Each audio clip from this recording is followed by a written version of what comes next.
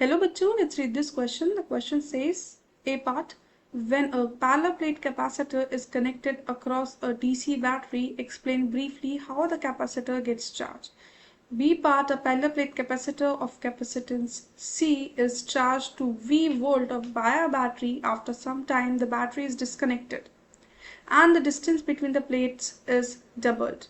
Now a slab of dielectric constant K lies between 1 to 2 is introduced to fill the space between the plates. How will the following be affected? First part, the electric field between the plates of the capacitor. Second part, the energy stored in the capacitor. Justify your answer in each case. C part, the electric potential as a function of distance x is shown in the figure. Draw a graph of the electric field E as a function of x. Key concept.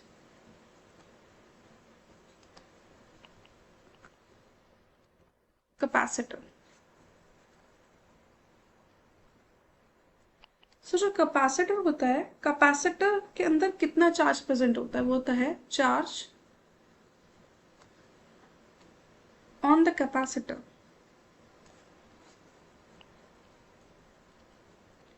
इसको हम denote करते हैं Q से। Q equals to CV। C capacitance है और V है हमारा potential difference जो कि है V वोल्ट, और चार्ज ऑन द कैपेसिटर हो जाता है Q इक्वल्स टू CV। तो यहाँ पे हमें जो फर्स्ट पार्ट है, ए पार्ट, उसमें हमें गिवन है when a parallel plate capacitor is connected across a DC battery. Explain briefly how the capacitor gets charged. So एक capacitor है, ये हमने capacitor बना लिया और इसे कनेक्ट किया गया है DC बैटरी से। तो हम यहाँ पे एक DC बैटरी बना लेते हैं। ये हो गया स्विच और यहाँ पे करा हुआ है ग्राउंड। ये हमारा कैपेसिटर है। कैपेसिटर की इस प्लेट को हम ए नाम दे देते हैं और इस प्लेट को बी नाम दे देते हैं, और ये है बैटरी का पॉजिटिव टर्मिनल, ये है नेगेटिव टर्मिनल। सो जैसे ही एक पैरेलल प्लेट कैपेसिटर को बैटरी से कनेक्ट किया जाता है तो जो पॉजिटिव चार्ज है positive terminal of the battery से फ्लो करके प्लेट ए पर चार्ज हो जाती है। यहाँ पे जो ए प्लेट है उस पे आ जाएगा पॉजिटिव चार्ज, क्योंकि ये positive terminal of the battery से कनेक्टेड है। और जो प्लेट बी है जो कि प्लेट ए के क्लोज में है, तो वहां पे एक equal amount of negative charge induce हो जाएगा ऑन द इनर सरफेस। यहाँ पॉजिटिव चार्ज की वजह से बी प्लेट पर, जो कि पॉजिटिव चार्ज प्लेट ए के क्लोज है, उसकी वजह से यहाँ पे चार्ज इंड्यूस हो जाएगा, negative charge on inner side of the plate B.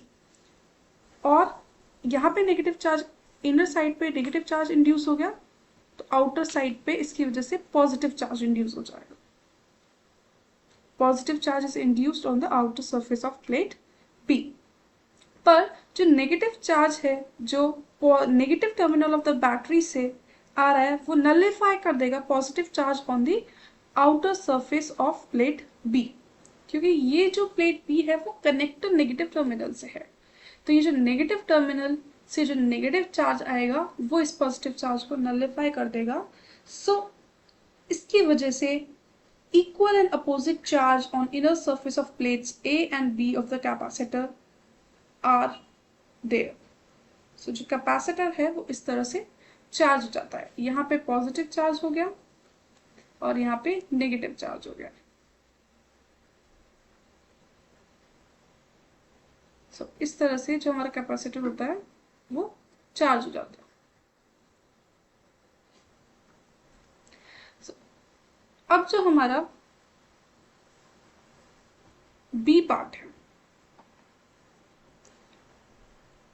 B part में ए पार्ट को पहले हम एक्सप्लेन लिख लेते हैं। When a parallel plate capacitor is connected to a battery.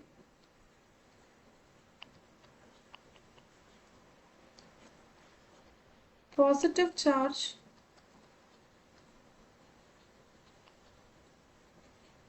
from positive terminal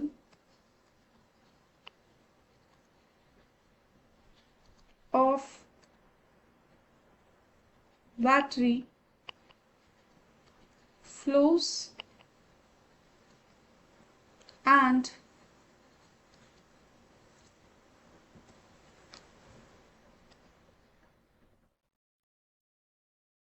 charge the plate A of capacitor.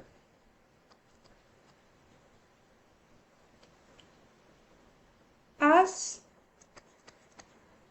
plate B is close to plate A, an equal amount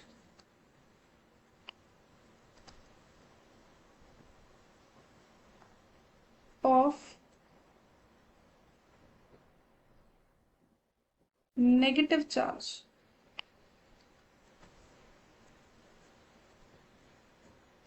is induced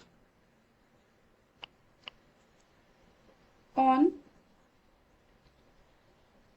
inner surface of plate B.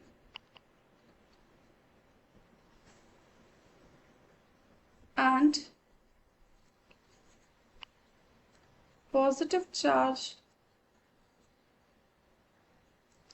is induced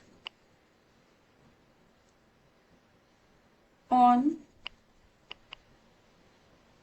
outer surface of plate B.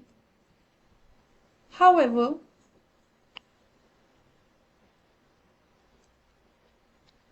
negative charge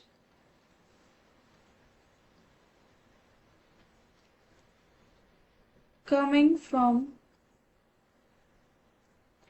negative terminal of battery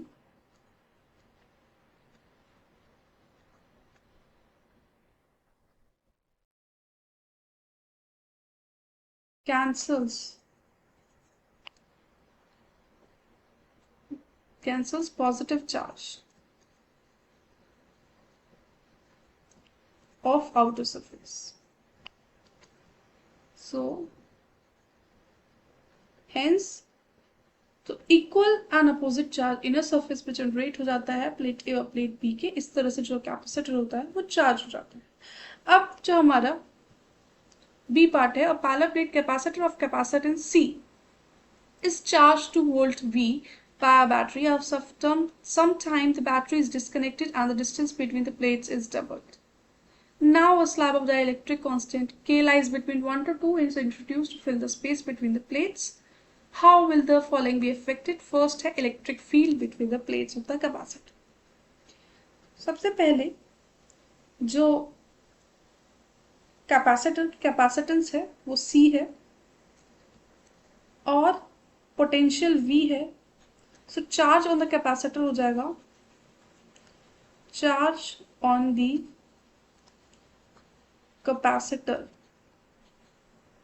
हो जाएगा Q equals to CV। और जैसे ही disconnect होगी battery तो जो charge होगा वो capacitor पे ही कंजर्व रह जाएगा। On disconnecting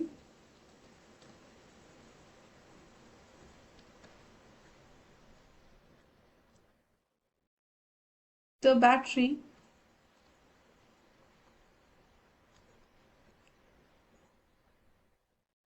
charge Q on capacitor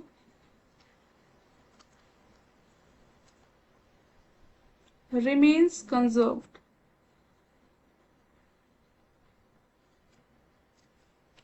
So इस वजह से जो चार्ज होगा वो कैपेसिटर पे कंजर्व रह जाएगा।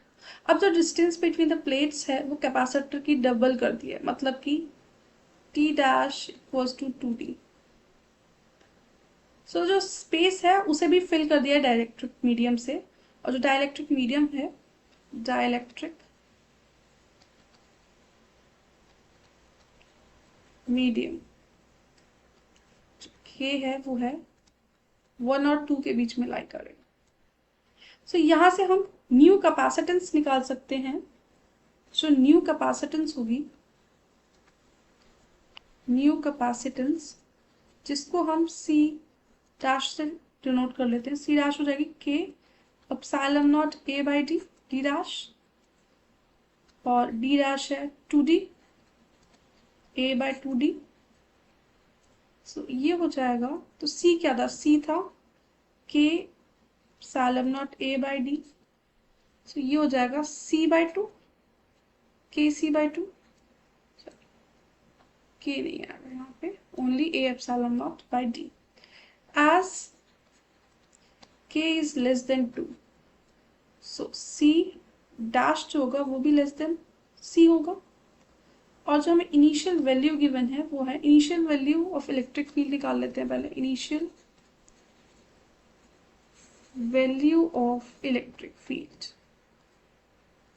वो है electric field equals to, initially क्या था, सिग्मा बाय एप्सिलॉन नॉट, और सिग्मा क्या होता है, sigma equals to Q by A होता है। So Q by A epsilon naught, और new value of electric field हो जाएगी, new value of electric field वो है E dash equals to sigma bye के एप्सिलॉन नॉट, और सिग्मा हो गया Q by A, Q by ए के एप्सिलॉन नॉट, ये हो जाएगा ई बाय के। ई जो है वो इनिशियल इलेक्ट्रिक फील्ड है।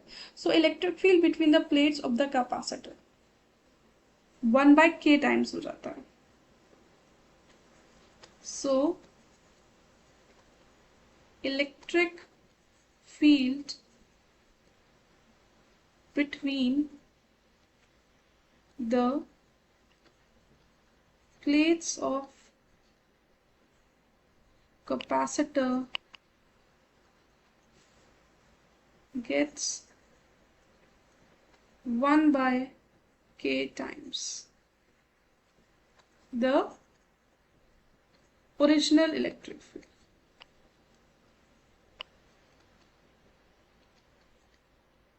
अब जो सेकेंड पार्ट है वो है एनर्जी स्टोर्ड के बारे में। सो इनिशियल एनर्जी स्टोर्ड कितनी होगी जो कैपेसिटर में होगी, वो होगी U equals to Q square by 2c। U है energy stored in the capacitor, Q charge store होगा, और c कैपेसिटेंस है। So new value of energy stored in capacitor ये हो जाएगा u dash equals to Q square by 2c dash, और जो c dash है वो लेस देन c है। सो इसका मतलब जो u डैश होगा वो ग्रेटर देन u होगा, क्योंकि u डैश और c डैश इनवर्सली प्रोपोर्शनल है। सो c dash less than c है तो u dash greater than u होगा। So U dash is greater than U. That means the value of energy stored in the capacitor increases. The value of energy stored in capacitor increase.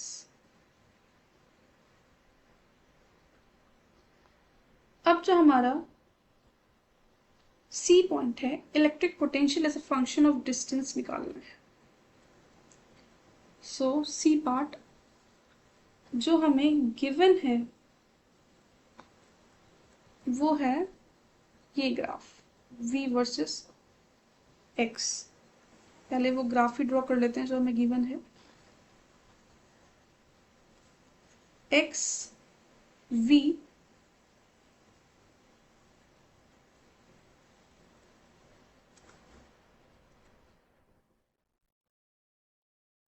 One 2 3 ये 0।